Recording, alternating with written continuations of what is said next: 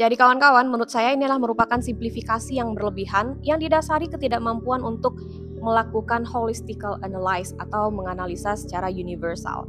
Banyak sekali orang yang hanya menganggap program makan bergizi gratis ini hanya untuk urusan makan. Padahal kalau ditinjau secara keseluruhan, ini adalah merupakan multiplier effect program, yang mana program ini melibatkan banyak sektor sehingga menghasilkan efek yang berantai seperti itu. Nah, walaupun diksinya mengandung metafora, rasanya juga tidak pantas mengatakan orang yang diberikan makan itu merupakan ternak. Ya, saya kira sih ini ada masalah kecemburuan. Nah, kenapa kemudian kita tidak boleh menganggap ini hanya sebagai urusan makan?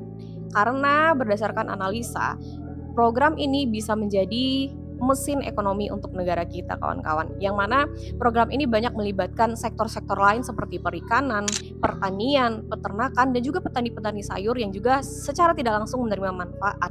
Dan juga kalau kita tinjau pada jurnal pendidikan, justru adanya program makan bergizi gratis ini memang membuat anak-anak itu termotivasi untuk selalu rajin pergi sekolah dan merasakan penasaran terhadap, misalnya sederhananya begini, besok apa lagi sih menunya? Dan itu akan mendorong anak-anak semakin rajin pergi sekolah. Nah, logikanya semakin rajin anak-anak pergi sekolah, maka akan meningkatkan nilai-nilai belajar mereka. Dan itu semuanya penelitiannya ada di diskursus pendidikan.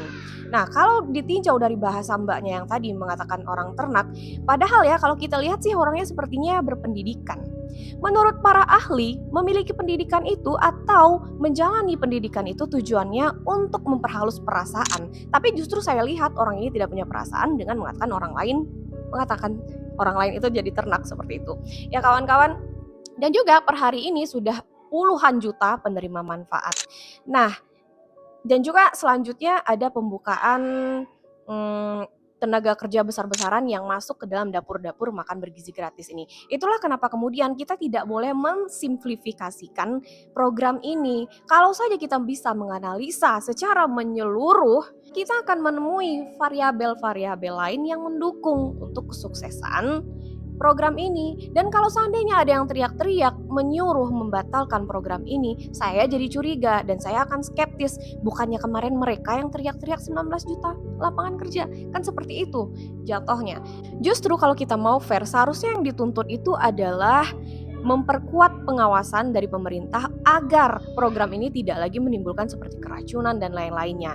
Dan kita harus menuntut pemerintah untuk memperbaiki kualitas mutu dari makanan melalui pengawasan yang ketat.